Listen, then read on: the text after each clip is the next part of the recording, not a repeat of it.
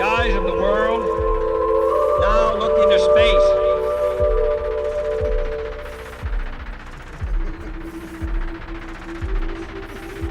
To the moon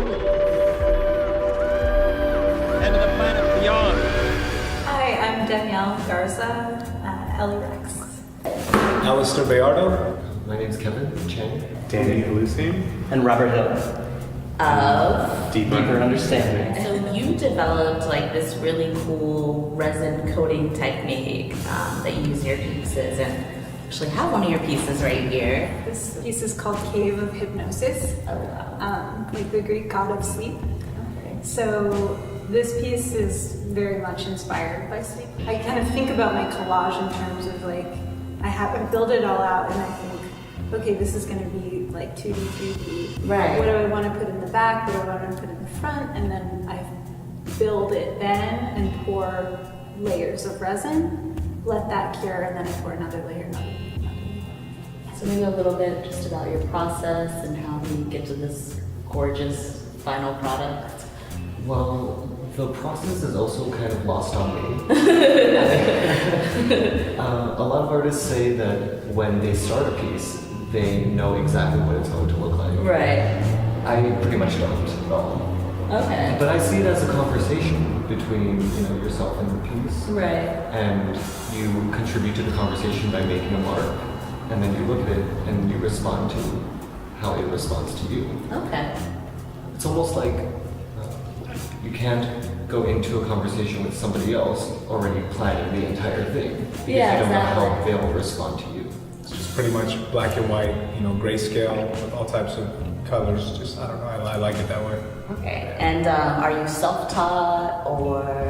I'd like to claim self-taught, but it's not real. It's not real. I went to the Art Institute Okay. Cool. for 2 years. And then I remember one teacher saying I did it wrong, I was doing something wrong, and I was like, fuck everybody. So I left.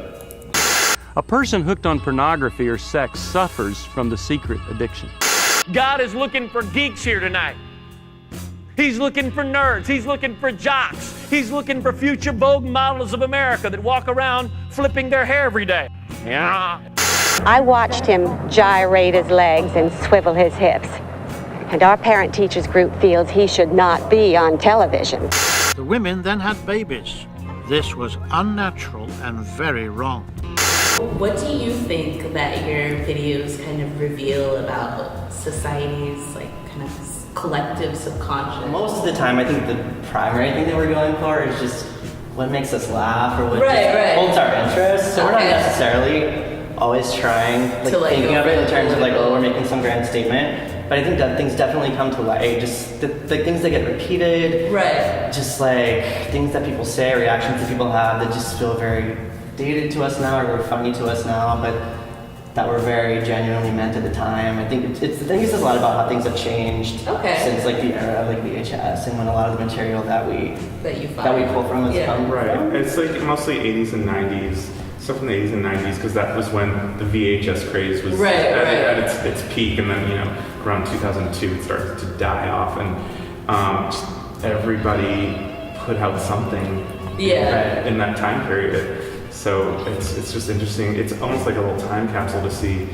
what people chose to record and preserve on video. Right. And mass market, or maybe not in every case mass market, but put out for people to find. And I think people in that time, before like YouTube, before the internet, were much less self-conscious in a way. Like there wasn't this feeling that anything you say will end up on the internet and everything. Right. So in a way, people were just very unguarded at times. So things just kind of slip out that I think are very revealing and very interesting.